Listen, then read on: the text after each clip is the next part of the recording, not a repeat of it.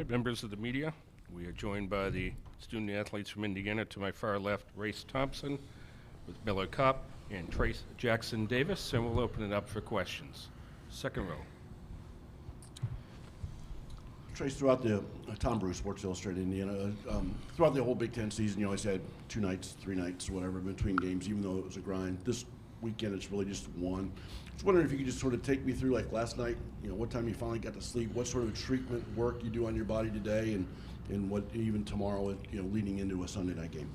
Yeah, I think the biggest thing for us is just resting our bodies. We got out of here about 3 a.m., so some of us didn't get to sleep until 4 to 5. And so we're going to do a lot of resting today, do a little bit of shooting just to get our bodies active. And then just recovery. Timmy G, Dr. Rink, they both do a great job in helping us get whatever we need to do. And so, that's basically the biggest thing. It's not the first time we played. We played back-to-back before. We did last year when we played in the Big Ten tournament. We did this year in the Big Ten tournament. So we just got to go out there and compete. Zach Osterman, Indianapolis Star. Trace, I think you may have played Nigel once or twice in high school. Just how have you, as you get ready for Miami, how have you seen him grow? How's he different as a player, and how does he fit into a backcourt that has a lot of points between those 3 guys? Yeah, Nigel's a great player. Their backcourt is really, really good. But just watching him just grow throughout high school and just blossom into the player that he is now, just being able, the way he shoots the ball and then passing, and his ability to attack the rim is huge keys and huge developments that he's been able to work on. And so I'm excited. It's not every day you get to play someone that you grew up really close to. So. Our right side here, and then we'll come back over. Oh, I'm sorry, yes, second row here. Go ahead. Michelle Kaufman from the Miami Herald. If all 3 of you wouldn't mind giving your scouting report on Miami, especially, the game last night, what they did at the end of that game, and then for Trace, Norchad O'Meara, what you think it'll be like, what kind of player you think he is. They, obviously they're a really good team. Offensively, they're dangerous. They're probably one of the best, if not the best offense in the ACC, averaging over 80 points a game. So, they get out in transition. They shoot a lot of threes in transition, and so that's really one of their strengths. And for us, it's going to be about taking care of the ball and making sure we have a good shot every possession. Yeah, Miami's a really good team. Is this working? Yes. Go ahead. They're a really good team. Like Miller said, they're really good in transition. Try to get back in transition. Take them out of their stuff a little bit, but it really comes down to us.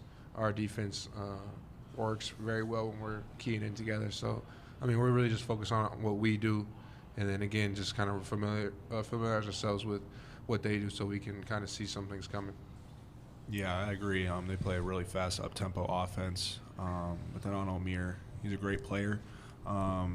He plays a lot bigger than what his size is, and he's very active. He plays with a lot of energy, and it's going to be a battle, and I can't wait. So, Trace, Mike Schumann with the Daily Hoosier. You've been playing a lot more of a face-up game lately. Using crossover dribbles. Last night might have been the first time I've ever seen you go between the legs to attack somebody. Take us through the backstory of the kind of the development of your ball handling ability over the last year, because it seems like it's changed quite a bit. It's really always been there. You can even ask Race.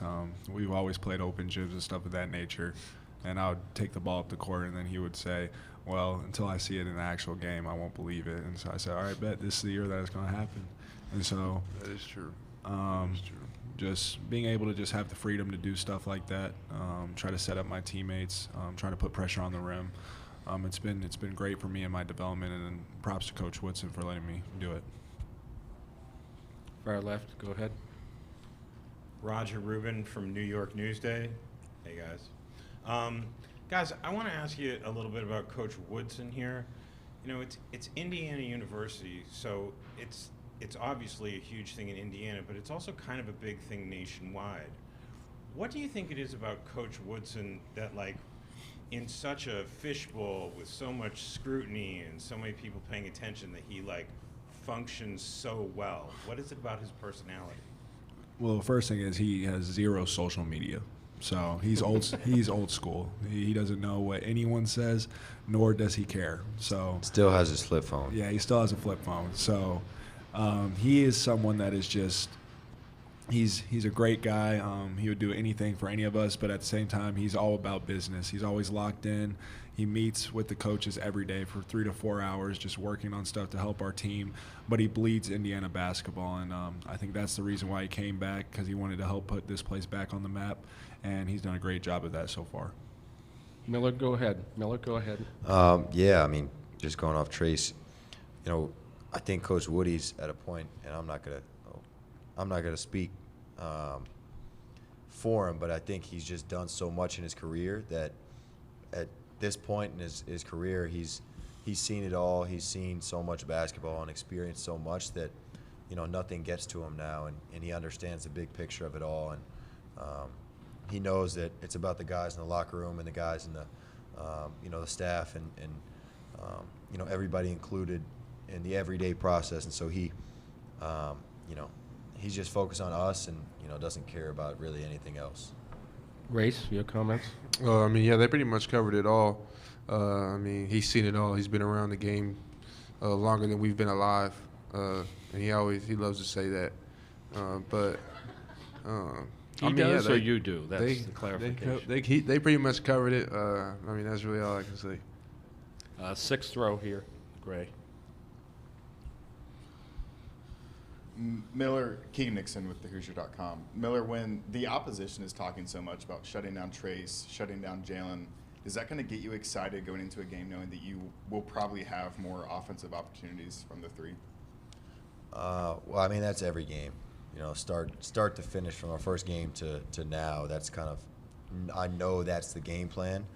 Obviously, some teams do a little, some things different, but I also, coming into every game, I know that most of my shots are going to come from Trace and Fino too in transition. So I know where I'm getting most of my looks, and Trace knows too, because he's the one passing them to me most of the time. So I'm excited every game really, because I kind of know how teams are playing and the guy guarding me specifically as well. Trace, you've become sort of on this short list of great Indiana players with all you've accomplished in your 4 years. And you've been able to share that the last couple of years with Coach Woodson, who's on that list of great players too. Like, how much have you enjoyed just that part of your relationship with him, of sort of knowing the great things that both of you have accomplished at Indiana? It's been great. I try not to dwell on it that much because we're still in season, but me and him joke about it. We're both very competitive. I remember when I was about to pass him, I was cracking jokes at him, and he was kind of mad about it. But after it happened, he was very emotional and he was very proud. And so just being able to share moments like that with another outstanding player like himself is huge. So, yeah. Abigail Rebel, Times Union. This one's for any of you guys. Do you think getting a pretty comfortable win last night gives you any kind of advantage going into tomorrow's game? Absolutely not. Every game in this tournament is a dogfight, and just because you play really well against one team doesn't mean that you're going to come out and it's going to be the same. So we got to be prepared, we got to be locked in, and we got to be ready to play, because I know Miami wants to get to that next round just as bad as we do, and so it's going to be a slugfest and it's going to be a brawl. So, yeah. Go ahead.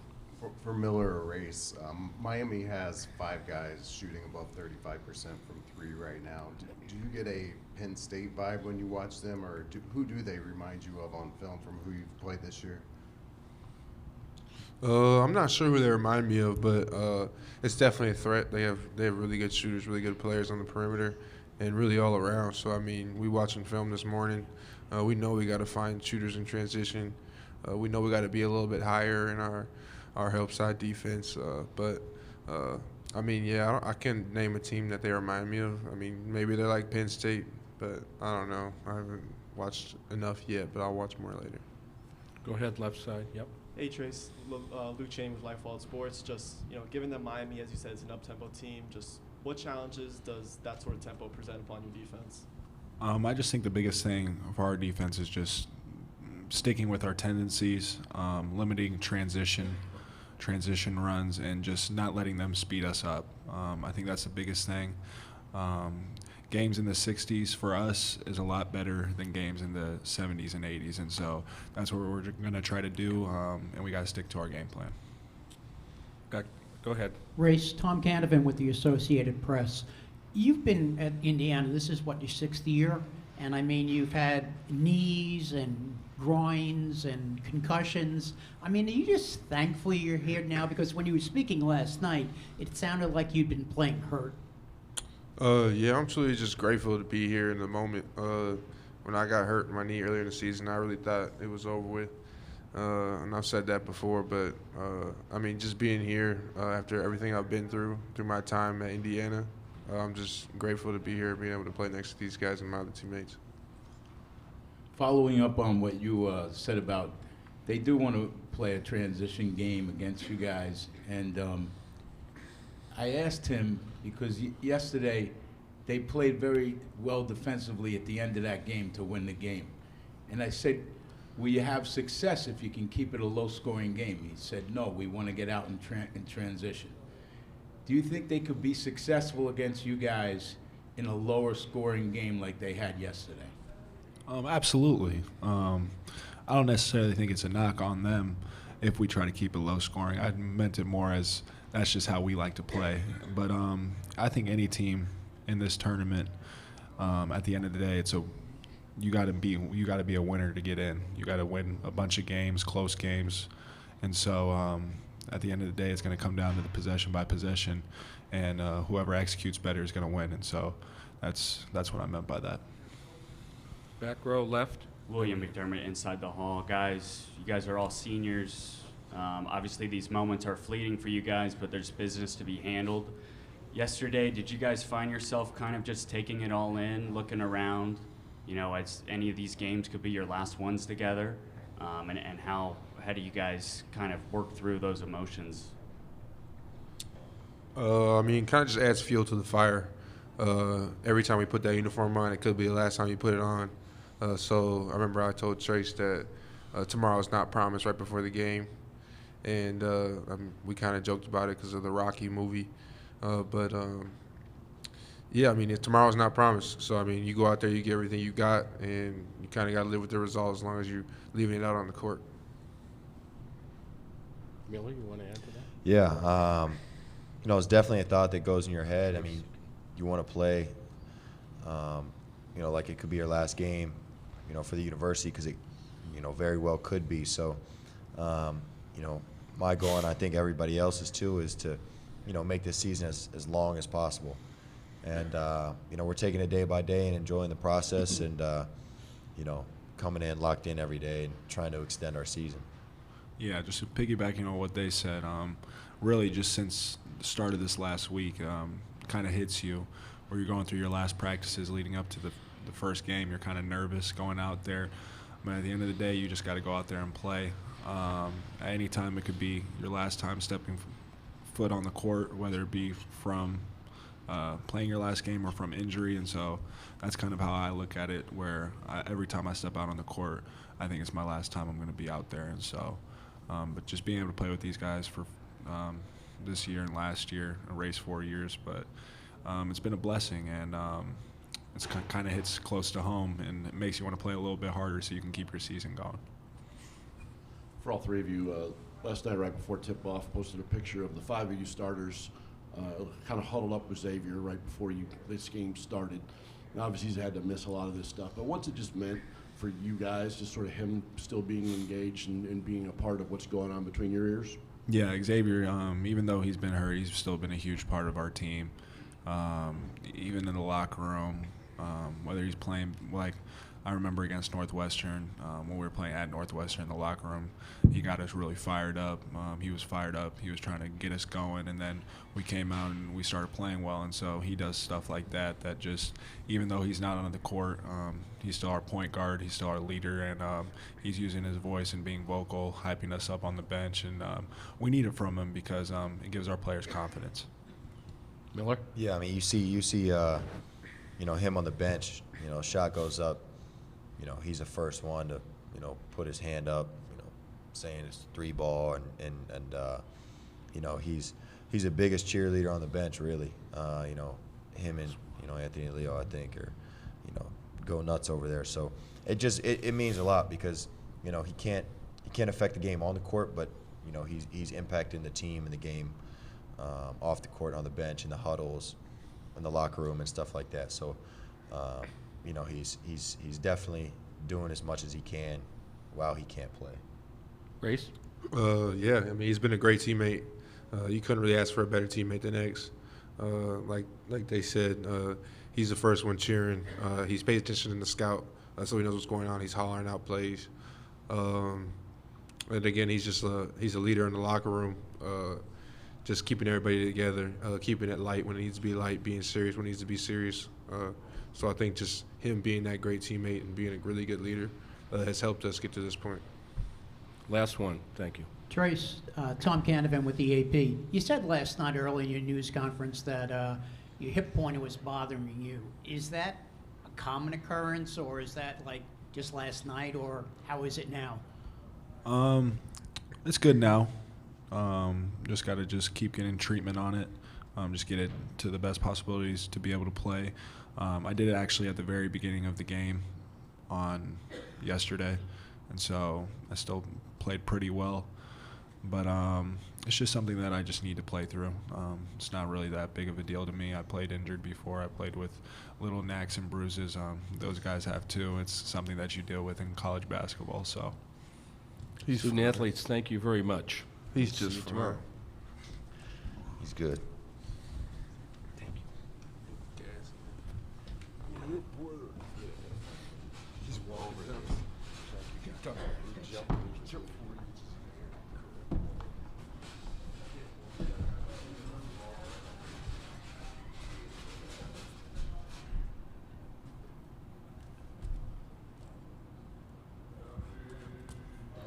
We'll be joined by Coach Woodson in a few moments. Thank you.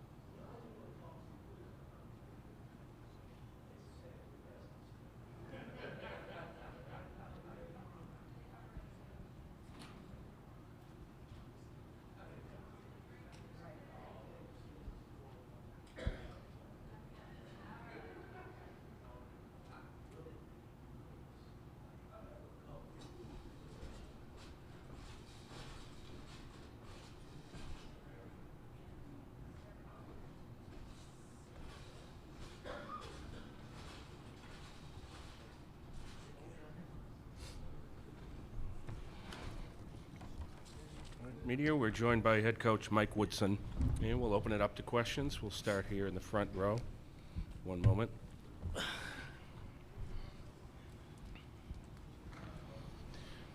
Zach Osterman, Indianapolis Star. Mike, somebody just asked about X and just the role he's tried to fill as he's not been able to play, and maybe particularly as it's become clear that he won't come back this season. What is he bringing when you can't put him in uniform, but it seems like he's still active on the bench, active in huddles, things like that? Another coach. I think he's been excellent for Jalen and guys that handle the basketball out front. He's been good in that area. And, coming into this season, none of us thought we would lose Xavier Johnson, because he was such a big piece to the puzzle last year. And he's continued to work a little bit, can't do much still. And we're working our butts off to try to bring him back for next season. So, and only time will tell if that will happen. But he's been a positive, for our ball club, even though he hasn't been able to dress and play. Mike, Tom Bruce, Sports Illustrated, Indiana. With all that Trace has accomplished in his career, he's certainly on a short list of great Indiana players, and obviously you're on that list as well. In your 2 years with him, how much have you enjoyed just sort of seeing him excel at the level he is, and the just the personal interactions you've had? And because he did mention when he passed you on the scoring list that he was kind of ribbing you a little bit, and you didn't like that much. Well, I mean, records are meant to be broken, but when I think about where we started, trying to get guys to stay on board, to stay on the team, I mean, that, for me, was the most humbling experience when I took this job, when you sit guys down and you give them an all-star speech and you ask guys to raise their hand and see who's going to stay on board, and all the guys were walk-ons. That's very humbling. And, the fact that I went to the top and I started with Trace Jackson Davis, and he gave me the opportunity to coach him, it's been kind of nice to see where we started and where he is today. And there's been major, major improvement. I mean, you guys see it on a night in and night out basis, and we see it every day in practice, and once we play the game, it's been a nice carryover into the ball games. My coaching staff has done an excellent job in helping me get him to this point. Back left and then up here. Roger Rubin from New York Newsday. Hey, Mike. How we doing? Mike, the University of Indiana basketball program is not just popular in Indiana, but it's got sort of a national audience. And you have a job that is probably one of the most highly scrutinized in college basketball. Were there a set of skills that you learned when you were playing and coaching in New York, or a mindset that you think you have been able to apply in this job to help you deal with all of that? It's a great question, because I think back to when I first got into coaching and my journey as an assistant coach to get to the top to be a head coach. And once I became a head coach in Atlanta, when I got my first gig there, it was very humbling, because I had just come off of winning an NBA title with the great Larry Brown and that crew. And I took a young team from nothing back to the top in Atlanta. And it took me 4 years to do it. And in doing it, I just thought it didn't matter where I coached and who I coached. I honestly thought, and I don't mean this in a braggadocious way, that I could get a team to win. And if you were around during the Knick days, there's nothing like New York. And when it comes to the media and how they scrutinize and wiggle their way into your into your world, and it wasn't fun at times, but my walk of life in New York when I coached the Knicks was unbelievable, because we did some things there that hadn't been done in a long, long time. So I've been able as a coach to learn on the fly and deal with the media like yourself, and it's what it is. I understand you guys have a job to do, but I have a job to do as well. And Indiana hadn't changed. Just like New York Knicks, they hadn't changed. When I played there in 1980, 81, it was the same. And it's still the same. And I don't mean that in a bad way. I love the New York Knicks. Indiana has been the same from the time I stepped foot in there in 76 until now. It hasn't changed. Our fan base has been great, and our media expects us to win, and that's how it should be. Right here. Yeah, hi, Mike. Rick Bozich, WDRB in Louisville. Speaking of that, you played and you had a great career at Indiana, but you didn't get what Quinn and Isaiah and Randy and Steve got, which is the national championship.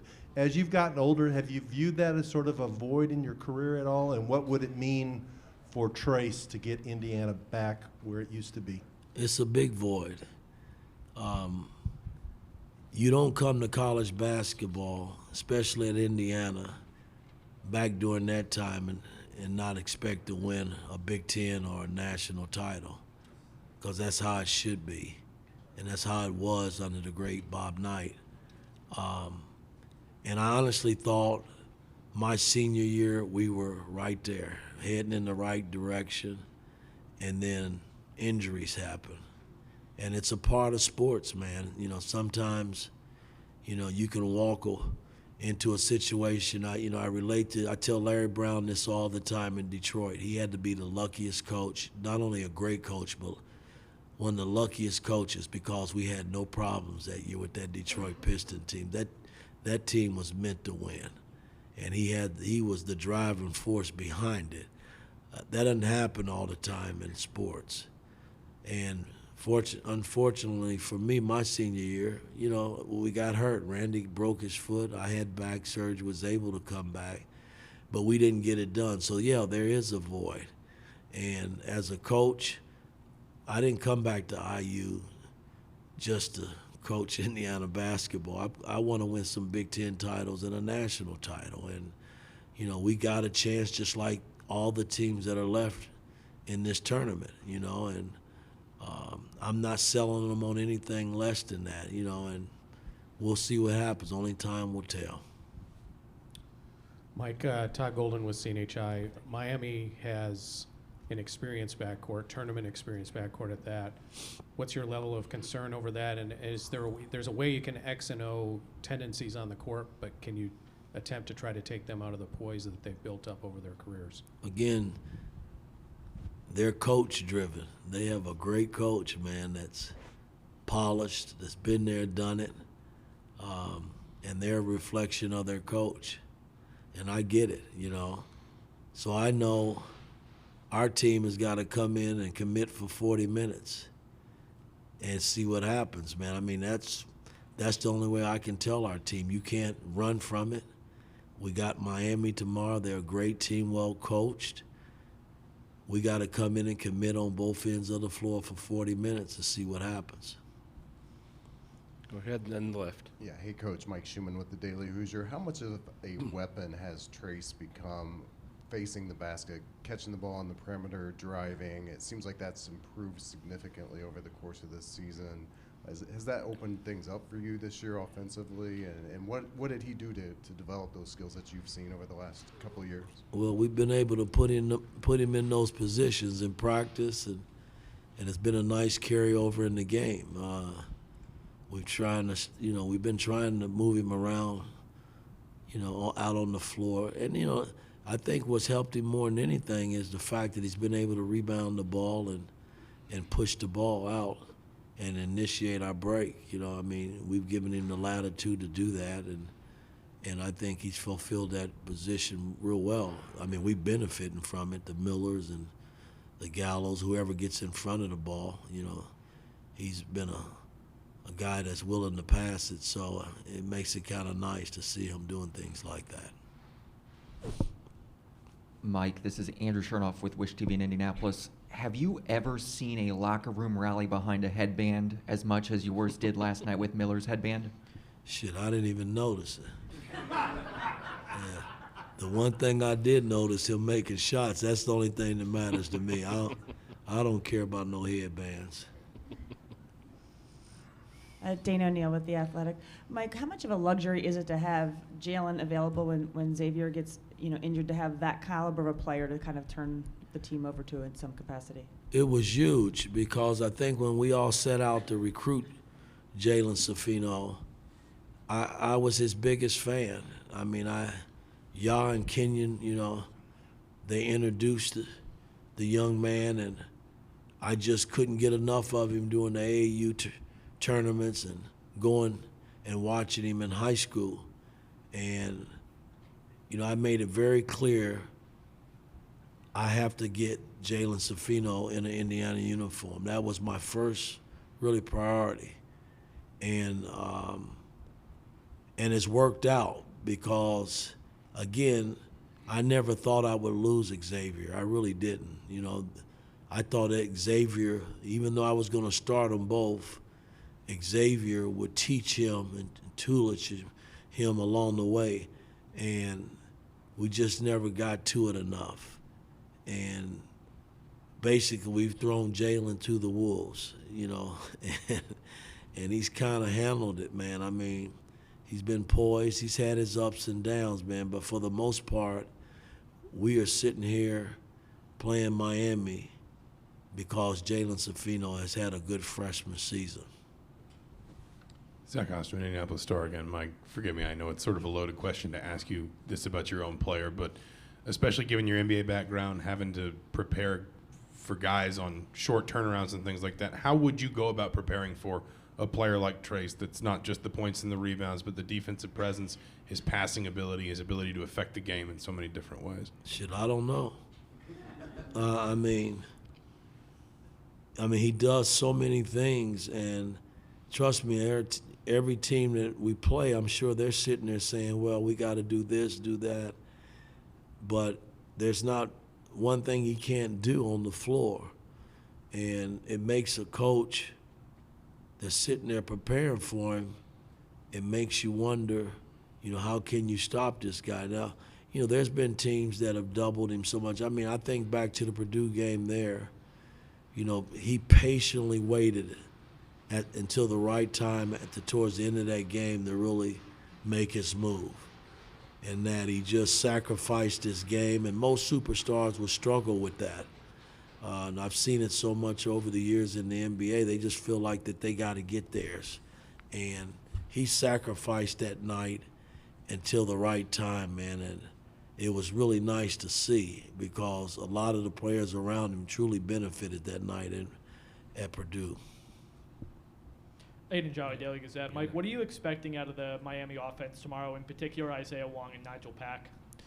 Well, I know Wong struggled yesterday. You know, he's been their kind of go-to guy. Pack has been solid all season. I thought he carried them yesterday against Drake after watching it. Then their big fella inside is a workhorse. He does a lot of good things for their ball club. So they're not a one-man show. You know, they got 4 guys that average in double figures. So there are key matchups all over the floor that we got to really focus in on and concentrate for 40 minutes. Mike, one of the things that didn't really get talked about too much last night was the job that Trey did on the carry kit. And when your perimeter defense has been good this year, you guys have been really good. Can you talk just a little bit about what he provided last night, and obviously the carry over to the Miami guards tomorrow? Well, again, you know, Curry was kind of the head of the snake. You know, we knew that going in for Kent State, and was a key matchup. And I thought our guys really played him, tried to make his catches tough, tried to really get into him and handling the basketball, and we had some success. But it's just not one guy. I don't teach team defense as one guy. You know, we gotta all sacrifice for the sake of the team, and when there's a breakdown, you gotta trust that somebody's there to help you. So that's kind of how we have built our defensive system. Griffin Epstein, the Hoosier Network. Coach, when you've looked at Miami on tape, what is the biggest challenge you see from them? Well, they're perimeter driven. You know, I mean, they got perimeter play that sits at the top in college basketball. They do a lot of good things from their perimeter, and the big fella inside, he's a banger. He works. So, like I said, there's not one key guy. There's a number of guys that we gotta focus in on and lock in and play them for 40 minutes. Last one. Coach Paul Snyder, the Montauk Sun. He's going to want to get out and transition against you guys, and you've said defense wins championships. They won yesterday with a press, full court press in the last 2 minutes of the game and a 10-0 run. They can win that style of game. Is it a battle of wills, your style over their styles, or is it NCAA, March Madness, possession by possession, who's going to win this game? All the above. No, really. I mean, it's the team that doesn't turn it over. offensively and get good shots, handles the pressure of being pressed, and defensively getting after them and taking things away that they like to do. And then when you do that, you got to finish it with rebounding. So, I mean, if we're able to do those things, then it should be a competitive game. Coach, thank you very much. We'll see you tomorrow night. All right. Our game times tomorrow: St. Mary's in Connecticut at 6:10 p.m. Eastern and Miami, Indiana at 8:40 p.m. Eastern. Hammond Communications